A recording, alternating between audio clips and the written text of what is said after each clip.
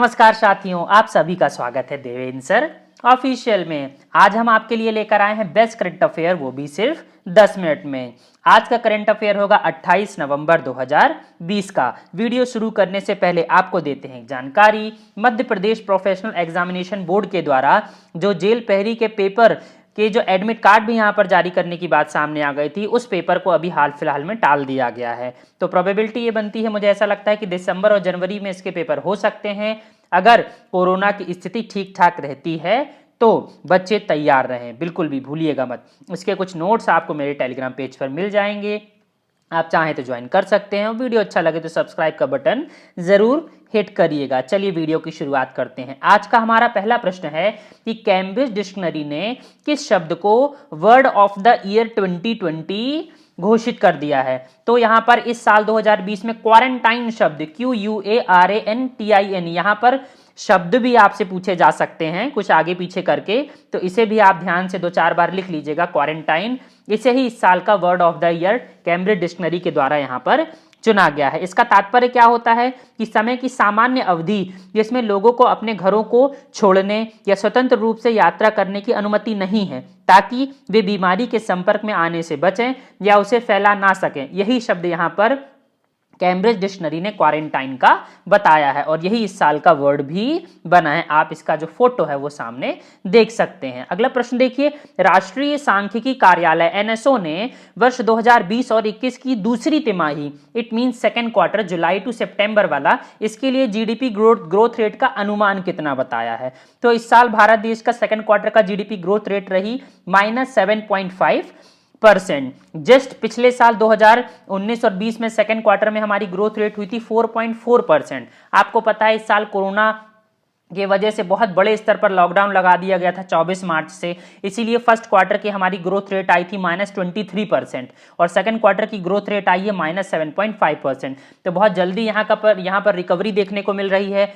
ऐसी उम्मीद तो अर्थशास्त्रियों ने भी नहीं लगाई थी और थर्ड क्वार्टर में तो मुझे लगता है पॉजिटिव में आनी चाहिए, क्योंकि त्योहारों का सीजन भारत देश में स्टार्ट हो गया, शादियों का सीजन भारत देश में स्टार्ट हो गया, दीपावली, ईद, बहुत सारी वजह से मार्केट बहुत अच्छा खुल गया था, लोगों का रिस्पांस भी अच्छा देखने को मिला था। साथ ही साथ सरकार ने भी बहुत सारे यहाँ पर आर्थिक पैकेज का ऐलान किया था, जिस वजह से मार्केट में अच्छी खासी तेजी देखने को मिल रही है। अब देखते हैं, अगर कोरोना की दूसरी लहर नहीं आती है तो थर्ड क्वार्टर से अनुमान ये लगाया जा रहा है कि हो सकता है पॉजिटिव में ग्रोथ रेट भारत देश की इस साल की 2021 की हो जाए। तो चलिए देखते हैं क्या होता है। हम चलते हैं अगले प्रश्न की तरफ। अगला प्रश्न है, इंडियन नेशनल टीम ने फीफा की नवीनतम रैंकिंग में कौन सा स्थान प्राप्त किया है। तो फीफा की फुटबॉल की हम टीम में भारत 108वें नंबर से पहुंच गया 104वें नंबर पर। फीफा की स्थापना हुई थी 21 मई 1904 को। इसका मुख्यालय पड़ता है ज्यूरिख, स्विट्जरलैंड में और हाल फिलहाल में इसके अध्यक्ष जियानी इन्फेंटिनो। तो याद रखिएगा 104 नंबर पे है भारत देश की फुटबॉल टीम। अगले प्रश्न की तरफ चलते हैं। उत्तर प्रदेश मंत्रिमंडल ने अयोध्या हवाई अड्डे का नाम बदलकर क्या कर दिया है। तो उत्तर प्रदेश के मंत्रिमंडल ने मंजूरी दी है कि अब होगा अयोध्या हवाई अड्डे का नाम मर्यादा पुरुषोत्तम श्रीराम हवाई अड्डा अयोध्या। आप ध्यान रखिएगा, अगर आपके पेपर के ऑप्शन में ये आ जाए श्री राम हवाई अड्डा तो ये बिल्कुल भी सही नहीं है। यहाँ पर पूरा का पूरा नाम आता है। किसी भी चीज का अगर नाम चेंज होता है और अगर उसके आगे पीछे कुछ लगा रहता है वो भी उसके नाम में शामिल होता है। तो मैं फिर रिपीट करता हूं, हवाई अड्डे का नाम होगा मर्यादा पुरुषोत्तम श्री राम हवाई अड्डा। यहां पर कोशिश की जाएगी कि देखिए भाई दोनों टर्मिनल बनाए जाए, अंतरराष्ट्रीय टर्मिनल भी बनाया जाएगा और घरेलू टर्मिनल भी बनाया जाएगा। यहां पर यूपी में संभवतः प्रयास किया जा रहा है यूपी सरकार के द्वारा कि भारत देश का सबसे बड़ा एक सांस्कृतिक हब बना दिया जाए अयोध्या को, और इसीलिए उत्तर प्रदेश के सबसे बड़े पोर्ट के रूप में भी यहाँ पर हवाई पोर्ट के रूप में भी विकास करने की कोशिश की जा रही है इस मर्यादा पुरुषोत्तम श्री राम हवाई अड्डे को। उत्तर प्रदेश के जो मुख्यमंत्री हाल फिलहाल में वो है योगी आदित्यनाथ, भारतीय जनता पार्टी से आते हैं। जनसंख्या के हिसाब से सबसे बड़ा राज्य है भारत देश का उत्तर प्रदेश, 20 करोड़ के आसपास की जनसंख्या है। यहाँ की राज्यपाल है आनंदीबेन पटेल और इन्हें ही अभी दिया गया अतिरिक्त प्रभार मध्य प्रदेश के राज्यपाल का। तो भूलिएगा मत, मर्यादा पुरुषोत्तम श्री राम हवाई अड्डा। अगले प्रश्न की तरफ चलते हैं। 93वें एकेडमी अवार्ड्स के लिए सर्वश्रेष्ठ अंतरराष्ट्रीय फीचर फिल्म श्रेणी, it means best international feature film category के लिए भारत की आधिकारिक प्रविष्टि के रूप में किसे चुना गया है? तो जल्लीकट्टू एक मलयालम फिल्म है, आपको पता है। यहां पर ये जो best international feature film award है, ये ऑस्कर के अवार्ड की यहां पर बात की जा रही है। तो देखिए, ऑस्कर में इस साल के लिए भारत देश से नॉमिनेशन है जल्लीकट्टू मूवी का। आपको पता ही जल्लीकट्टू की प्रथा, सांडों को क्या किया जाता है यहाँ पर, उनके आंखों में मिर्च डाल के या उन्हें शराब पिलाकर या उन्हें और भी ज्यादा प्रताड़ित करके उन्हें मारकर उन्हें भगाया जाता है खुली भीड़ में। और वो कभी कभी खुली भीड़ में एग्रेसिव में कुछ लोगों को भी मार देते हैं, कभी कभी बैल भी मर जाते हैं। तो बहुत सारी समस्याएं यहाँ पर सामने आती हैं। बहुत विरोध भी हो रहा था, बहुत जो पशुओं को प्यार करते हैं उनके द्वारा, बहुत सारे संगठनों के द्वारा इसका विरोध भी किया गया था कि इस पुरानी प्रथा को क्या कर दिया जाए, बंद कर दिया जाए। लेकिन रस्साकस्सी के बाद अभी भी ये प्रथा थोड़ा बहुत जारी है। तो जल्लीकट्टू आप भूलिएगा मत। लियो जोस पेलिसरी के द्वारा यह निर्देशित फिल्म है, यही इस साल नॉमिनेट की गई है भारत देश के द्वारा, जल्लीकट्टू। अगला प्रश्न देखिए, प्रतिष्ठित इंटरनेशनल चिल्ड्रंस पीस प्राइज यानी अंतरराष्ट्रीय बाल शांति पुरस्कार 2020 से किसे सम्मानित किया गया है? तो बांग्लादेश के 17 वर्षीय एक छात्र हैं सादत रहमान, इन्हें दिया गया है इस साल का इंटरनेशनल चिल्ड्रंस पीस प्राइज 2020। क्यों दिया गया है? इन्होंने साइबर बुलिंग को रोकने के लिए एक सामाजिक संगठन और एक मोबाइल ऐप साइबर टीन्स को विकसित किया है, इसीलिए इन्हें यह पुरस्कार दिया गया। कहां दिया गया है? नीदरलैंड में दिया गया है। जो नोबेल शांति पुरस्कार विजेता है पाकिस्तान की मलाला यूसुफजई, जो कि एक भारतीय व्यक्ति के साथ क्या हुई थी, अंतरराष्ट्रीय जो नोबेल का शांति पुरस्कार है वो उन्होंने 2014 में जीता था, उन्हीं के द्वारा यह दिया गया है। 42 देशों के लोगों से इन्होंने कंपटीशन फाइट करी और विनर रहे सादत रहमान। आप देख सकते हैं विनर महोदय को अपनी ट्रॉफी के साथ में। अगला प्रश्न देखिए, अमेरिकी राष्ट्रपति डोनाल्ड ट्रंप को हराकर अमेरिका के 46वें राष्ट्रपति कौन बन गए हैं? तो जोसेफ रॉबर्टन बाइडेन जूनियर, जिन्हें आप शॉर्ट में कहते हैं जो बाइडेन, यही बन गए इस साल के या इस साल 2020 में अमेरिका के नए नए राष्ट्रपति। 2021 में शपथ लेंगे।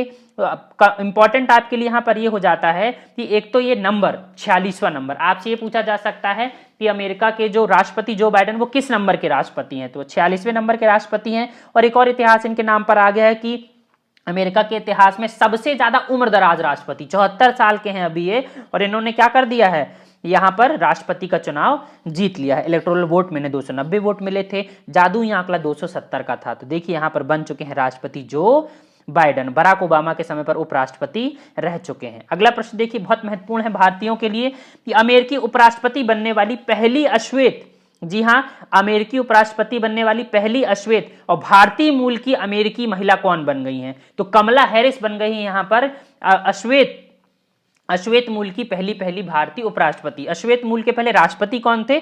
Barack Obama. और यहां पर अश्वेत मूल की पहली उपराष्ट्रपति कौन बन गई हैं? कमला हैरिस। 1964 में अक्टूबर में यहां पर जन्म हुआ था। इनके जो पिताजी थे वो जमैका से आते थे और जो माता थी वो तमिलनाडु से आती थी। तो कहीं ना कहीं भारत से इनका कनेक्शन है। तो श्यामला गोपालन की ये पुत्री है। बहुत इंपॉर्टेंट हो जाता है, मुझे ऐसा लगता है, कमला हैरिस, क्योंकि वो जो बाइडेन की एज भी ज्यादा है, इसलिए कुछ लोग कहते हैं कि हो सकता है कि कुछ कार्यकाल कमला हैरिस को भी यहां पर राष्ट्रपति के तौर पर मिल जाए। अगले प्रश्न की तरफ हम चलते हैं। व्हाट्सएप ने अपनी भुगतान सेवाओं को संसाधित करने के लिए कितने भारतीय बैंकों के साथ साझेदारी करी है? तो व्हाट्सएप ने अपने यहां पर 5 बैंकों से साझेदारी कर ली है, जिसमें नाम है भारतीय state bank, HDFC, ICICI, axis bank और जियो पेमेंट बैंक। यहां पर एनपीसीआई से हाल फिलहाल में आपको पता है कि मंजूरी मिली थी व्हाट्सएप को। कुछ क्या है, जो ऑनलाइन आप ट्रांजैक्शन करते हैं उसमें अब व्हाट्सएप भी उसमें शामिल हो जाएगा। इसी के अगले चरण में व्हाट्सएप ने 5 भारतीय बैंकों के साथ यहां पर क्या कर लिया भाई, यूपीआई के लिए सिग्नेचर कर लिया है। तो आप व्हाट्सएप में देख सकेंगे यूपीआई। तो अच्छा एक कॉन्सेप्ट है, देखते हैं कहां तक सफल होता है। अगले प्रश्न की तरफ चलते हैं। भारतीय अंतरिक्ष अनुसंधान संगठन इसरो के द्वारा साल 2020 में लॉन्च किया गया पहला मिशन कौन सा था? तो PSLV C14 EOS-01 के साथ यहां पर 10 उपग्रहों को लॉन्च किया गया। यही था इस साल का इसरो का पहला लॉन्च। तो बहुत महत्वपूर्ण हो जाता है। आपको पता कोरोना की वजह से काफी लॉन्च टल गए थे, नहीं तो बहुत सारे हम लॉन्च कर चुके होते। साल अंत होने के समय पर आ गया है।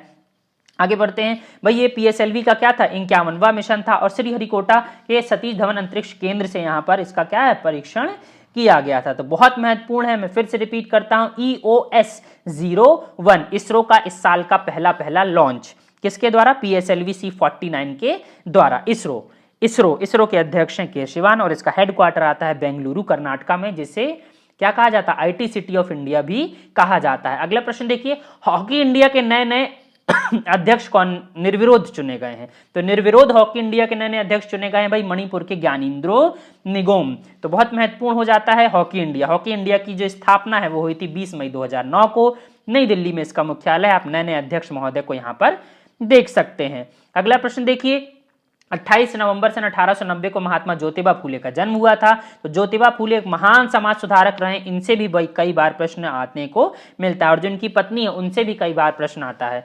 इसी के साथ अगला डे से संबंधित है कि अफ्रीकी औद्योगिकरण दिवस कब मनाया जाता है? तो ये हम मनाते हैं 20 नवंबर को। इसकी इस काल की थीम थी inclusive and sustainable industrialisation in an AFCFTA era. तो बहुत महत्वपूर्ण हो जाता है। इसके अलावा हम वर्ल्ड COPD डे मनाते हैं कब? 18 नवंबर को। हम मनाते हैं नवंबर महीने के तीसरे बुधवार को। ये इस साल 18 नवंबर को पड़ा, इसलिए हमने इस साल मनाया वर्ल्ड COPD डे। इसकी इस साल की थीम थी living will with COPD everybody and everywhere. तो बहुत महत्वपूर्ण हो जाता है। अगर आपको वीडियोस पसंद आए तो लाइक और सब्सक्राइब करना मत भूलिएगा।